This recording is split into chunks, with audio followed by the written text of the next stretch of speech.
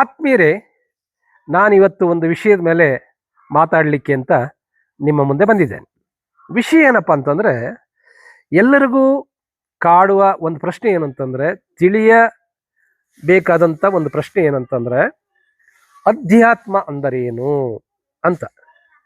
ಅಧ್ಯಾತ್ಮ ಅಂದರೆ ಏನು ಅಂತ ಇವತ್ತು ಈ ವಿಡಿಯೋದಲ್ಲಿ ನಾನು ನಿಮಗೆ ತಿಳಿಸೋ ಪ್ರಯತ್ನ ಮಾಡ್ತೇನೆ. ನೋಡಿ, ಈಗಷ್ಟೇ ನೀವು ನೋಡಿದ್ರಿ ಒಂದು ಮರ, ಆ ಹೂವಿನ ಮರ, ಅದರ ಗಾತ್ರ, ಅದರ ಆಕಾರ, ಅದರ ಬೇರು ಕಾಣಲಿಲ್ಲ ನಿಮಗೆ, ಅದರ ಬುಡ ಅಲ್ಲಿವರೆಗೂ ನೀವು ನೋಡಿದ್ರಿ. ನೋಡಿ, ನನ್ನ ಹಿಂದೆನೂ ಮರಗಳಿವೆ. ಈ ಮರಗಳಿಗೆ ಅದರ ಎತ್ತರ, ಅದರ ಗಾತ್ರ, ಅದರ ಫಲ, ಅದರ ಆಕಾರ, ಅದರ ಈಲ್ಡು, ಅದರ ಫಲ, ಅದರ ವಿಸ್ತಾರ ಎಲ್ಲ ನಿರ್ಧಾರ ಮಾಡುವುದು ಆ ಮರಗಳ ಬೇರುಗಳು. ಯಾಕೆ ಈ ವಿಷಯ ಹೇಳ್ತಾ ಇದ್ದೀನಿ ಅಂತಂದರೆ, ಅಧ್ಯಾತ್ಮ ಮತ್ತು ಪ್ರಪಂಚ ಅಂದರೆ ಪಾರಮಾರ್ಥಿಕ, ಪ್ರಾಪಂಚಿಕ ಮತ್ತು ಅಧ್ಯಾತ್ಮ, ಪ್ರಾಪಂಚಿಕ ಮತ್ತು ಪಾರಮಾರ್ಥ. ಆ ಪಾರಮಾರ್ಥವೇ ಅಧ್ಯಾತ್ಮ. ಅಧ್ಯಾತ್ಮ ಯಾವತ್ತೂ ಕಣ್ಣಿಗೆ ಕಾಣೋದಿಲ್ಲ, ಬೇರುಗಳು ಯಾವತ್ತೂ ಕಣ್ಣಿಗೆ ಕಾಣೋದಿಲ್ಲ. ಆದರೆ ಅದರ ಎತ್ತರ, ಗಾತ್ರ, ಫಲ ನಿರ್ಧಾರ ಮಾಡ್ತಕ್ಕಂಥದ್ದು ಬೇರುಗಳೇ. ಬೇರುಗಳು ಎಷ್ಟು ಆಳಕ್ಕೆ ಹೋಗ್ತದೋ ಮರ ಅಷ್ಟು ಎತ್ತರಕ್ಕೆ ಬೆಳ್ತದೆ. ಅಂದರೆ ಮರದ ಎತ್ತರವನ್ನು ನಿರ್ಧರಿಸುವುದು ಯಾವುದಿಲ್ಲಿ? ಅದರ ಬೇರುಗಳು. ಹಾಗೆ ನಾವು ಪ್ರಾಪಂಚಿಕವಾಗಿ ತುಂಬ ಎತ್ತರಕ್ಕೆ ಬೆಳಿಬೇಕಾದ್ರೆ, ತುಂಬ ಜನರು ರೀಚ್ ಆಗಬೇಕಾದ್ರೆ, ನಾವು ನಮ್ಮೊಳಗಡೆ ಆಳವಾಗಿ ಹೋಗ್ಬೇಕು. ಅಧ್ಯಾತ್ಮ ಅಂತಂದರೆ ಆತ್ಮನ ಅಧ್ಯಯನವೇ ಅಧ್ಯಾತ್ಮ. ಆಧ್ಯಾತ್ಮ ಅಥವಾ ಅಧ್ಯಾತ್ಮ, ಒಂದು ಅಧ್ಯಯನ, ಇನ್ನೊಂದು ಆತ್ಮಕ್ಕೆ ಆದ್ಯತೆ ಕೊಡ್ತಕ್ಕಂಥದ್ದು. ನಾವು ನೋಡಿ, ಪ್ರಪಂಚಕ್ಕೆ ಕೊಟ್ಟಷ್ಟು ಆದ್ಯತೆ ನಮ್ಮನ್ನು ನಾವು ತಿಳ್ಕೊಳ್ಳೋಕ್ಕೆ ಆದ್ಯತೆ ಕೊಟ್ಟಿಲ್ಲ. ನಾನು ಯಾರು, ನಾನು ಎಲ್ಲಿಂದ ಬಂದಿದ್ದೇನೆ, ನಾನು ಈ ಶರೀರವೇ, ನಾನು ನನ್ನ ಬುದ್ಧಿಯೇ, ನನ್ನ ಚಿತ್ತವೇ, ನನ್ನ ಭಾವನೆಗಳು ನಾನೇ, ಈ ಶರೀರ ನಾನೇ, ಅಥವಾ ಅದಕ್ಕೂ ಮಿಗಿಲಾದಂತಹ ಒಂದು ತತ್ವ ಈ ಶರೀರದಲ್ಲಿ ಇದೆಯಾ, ಆತ್ಮ ಅನ್ನೋದು ಇದೆಯಾ, ಅದು ಕಣ್ಣಿಗೆ ಕಾಣುತ್ತಾ? ಈ ಶರೀರದೊಳಗಡೆ ಒಂದು ಅಶರೀರ ಇದೆ, ಅದೇ ಆತ್ಮ. ಆ ಅಶರೀರದ ಬಗ್ಗೆ ತಿಳ್ಕೊಳ್ತಕ್ಕಂಥದ್ದೇ ಅಧ್ಯಾತ್ಮ. ಅನ್ಫಾರ್ಚುನೇಟ್ಲಿ ಅಧ್ಯಾತ್ಮಕ್ಕೂ ಧಾರ್ಮಿಕಕ್ಕೂ ಸಂಬಂಧ ಕಟ್ತಾರೆ. ಧಾರ್ಮಿಕ ಜೀವನ ಬೇರೆ, ಆಧ್ಯಾತ್ಮಿಕ ಸಾಧನೆ ಬೇರೆ.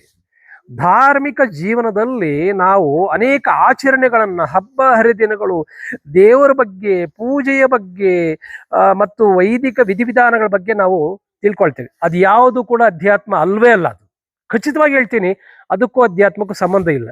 ಜಪಮಾಲೆಗೂ ಅಧ್ಯಾತ್ಮಕ್ಕೂ ಸಂಬಂಧ ಇಲ್ಲ, ಭಸ್ಮಧಾರಣೆಗೂ ಅಧ್ಯಾತ್ಮಕ್ಕೂ ಸಂಬಂಧ ಇಲ್ಲ, ಜುಟ್ಟು ಬಿಡೋದಕ್ಕೂ ದಾಡಿ ಬಿಡೋದಕ್ಕೂ ಸಂಬಂಧ ಇಲ್ಲ, ಕಾವ್ಯ ಹಾಕೋದಕ್ಕೂ, ವಿಚಿತ್ರ ವೇಷಗಳನ್ನು ಹಾಕೋದಕ್ಕೂ, ಟರ್ಬನ್ ಸುತ್ತಕೊಳ್ಳೋದಕ್ಕೂ ಅಧ್ಯಾತ್ಮಕ್ಕೆ ಸಂಬಂಧ ಇಲ್ಲ.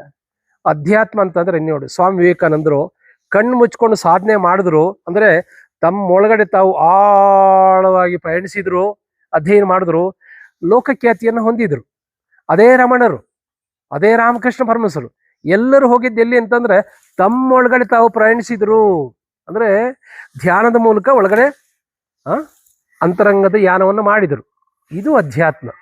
ಸೊ ಕಣ್ಣು ಮುಚ್ಕೊಂಡು ನೀವು ನಿಮ್ಮೊಳಗಡೆ ಹೋಗ್ತಕ್ಕಂಥ ಪ್ರಯತ್ನವೇ ಅಧ್ಯಾತ್ಮ ಸಾಧನೆ. ಕಣ್ಣು ಬಿಟ್ಕೊಂಡು ಅನೇಕ ಆಚರಣೆ ಮಾಡ್ತಕ್ಕಂಥದ್ದೇ ಧಾರ್ಮಿಕ ವಿಧಿ ವಿಧಾನಗಳು. ಅಧ್ಯಾತ್ಮದಲ್ಲಿರೋರು ಧಾರ್ಮಿಕ ಜೀವನವನ್ನು ಮಾಡ್ಬೋದು, ಆದರೆ ಧಾರ್ಮಿಕ ಜೀವನ ಮಾಡೋವರೆಲ್ಲ ಅಧ್ಯಾತ್ಮ ಸಾಧನೆಯಲ್ಲಿದ್ದಾರೆ ಅಂತ ನೀವು ಖಂಡಿತ ಮೋಸ ಹೋಗಬೇಡಿ. ನೋಡಿ, ಅಧ್ಯಾತ್ಮನ ಇನ್ನೂ ಬೇರೆ ರೀತಿಯಾಗಿ ಹೇಳ್ಬೋದು. ನೋಡಿ, ಇಲ್ಲಿ ನಿಮಗೆ ಮನೆ ಕಾಣುತ್ತೆ. ಈ ಮನೆಯಲ್ಲಿ ಕಾಣುವ ಒಂದು ಭಾಗ ಇದೆ, ಅದನ್ನು ಕಟ್ಟಡ ಅಂತ ಹೇಳ್ತೀವಿ. ಕಾಣದ ಒಂದು ಭಾಗ ಇದೆ, ಅದು ಫೌಂಡೇಶನ್ ಅಂತ ಹೇಳ್ತೀವಿ, ಅಡಿಪಾಯ ಅಂತ ಹೇಳ್ತೀವಿ. ಆ ಕಾಣದ ಅಡಿಪಾಯವೇ ಅಧ್ಯಾತ್ಮ. ಅಂದರೆ ಈ ಕಾಣುವ ಪ್ರಾಪಂಚಿಕ ಮಹಲು ಯಾವುದರ ಮೇಲೆ ನಿಂತಿದೆ ಅಂತಂದರೆ ಆ ಕಾಣದ ಅಡಿಪಾಯದ ಮೇಲೆ ನಿಂತಿದೆ. ಹಾಗೆ ನಮ್ಮ ಪ್ರಾಪಂಚಿಕ ಜೀವನ ಒಂದು ಸ್ಥಿರವಾಗಿ ನಿಂತ್ಕೊಳ್ಬೇಕು, ಸ್ಟೆಬಿಲಿಟಿ ಬರಬೇಕು ಅಂತಂದರೆ ಅದರ ಫೌಂಡೇಶನ್ ತುಂಬ ಮುಖ್ಯ. ನೀವು ಬುರ್ಜ್ ಖಲೀಫ್ ತಗೊಳ್ಳಿ, 160 ಅಂತಸ್ತು ಇದೆ, ಅದು 106 ಮೀಟರ್ ಇದೆ. ಆದರೆ ಅಷ್ಟು ಎತ್ತರಕ್ಕೆ ಅದು ನಿಂತ್ಕೊಂಡಿದೆ ಅಂತಂದರೆ ಅದನ್ನು ನಿರ್ಧಾರ ಮಾಡೋದು ಯಾವುದು ಅಂತಂದರೆ, ಅಷ್ಟೇ ಆಳವಾಗಿ 106 ಮೀಟ್ರು ಭೂಮಿ ಆಳದಲ್ಲಿ ಫೌಂಡೇಶನ್ ಹಾಕಿ ಮುಚ್ಚಿರ್ತಾರೆ. ಯಾವತ್ತು ಫೌಂಡೇಶನ್ ಕಾಣ್ತದೋ ಅವತ್ತು ಕಟ್ಟಡ ಬಿದ್ದೋಗ್ತದೆ, ಯಾವತ್ತು ಬೇರುಗಳು ಕಾಣ್ತವೋ ಅವತ್ತು ಮರ ಸಾವನ್ನಪ್ಪುತ್ತೆ, ಕೆಳಗಡೆ ಬಿದ್ದೋಗ್ತದೆ. ಹಾಗಾಗಿ ಅಧ್ಯಾತ್ಮವನ್ನ ಗುಪ್ತ ಸಾಧನೆ, ಗುಪ್ತ ವಿದ್ಯೆ, ಬ್ರಹ್ಮವಿದ್ಯೆ, ಪರಾವಿದ್ಯೆ, ಸಂಧ್ಯಾವಿದ್ಯೆ ಅಂತ ಹಿಂದಿನವ್ರು ಹೇಳ್ತಿದ್ರು ನೋಡಿ, ಹಿಂದಿನವ್ರು ಏನೇ ಸಾಧನೆ ಮಾಡಬೇಕಾದ್ರೆ ಸಿಟಿಯಲ್ಲಿ ಹೋಗ್ಬಿಟ್ಟು ರೋಡಲ್ಲಿ ಕುತ್ಕೊಂಡು ಧ್ಯಾನ ಮಾಡ್ತಿರ್ಲಿಲ್ಲ. ಒಂದು ಗುಹೆಯಲ್ಲಿ ಹೋಗಿ ಗುಪ್ತವಾಗಿ ಯಾರಿಗೂ ಕಾಣದ ಹಾಗೆ ತಪಸ್ ಮಾಡ್ತಿದ್ರು, ಧ್ಯಾನ ಮಾಡ್ತಿದ್ರು. ಸ್ವಾಮಿ ವಿವೇಕಾನಂದರು ಕೂಡ 3 ವರ್ಷ ಪರಿವ್ರಾಜಕರಾಗಿ ದೇಶ ಪರ್ಯಟನೆ ಮಾಡ್ತಾ ಸುಮ್ಮನೆ ಕೂತ್ಕೊಂಡು ಧ್ಯಾನ ಮಾಡ್ತಿದ್ರು. ಹಿಂದಿನ ಎಲ್ಲ ಯೋಗಿಗಳು ಹಿಮಾಲಯದ ಗುಹೆಗಳಲ್ಲಿ ಧ್ಯಾನ ಮಾಡ್ತಿದ್ರು.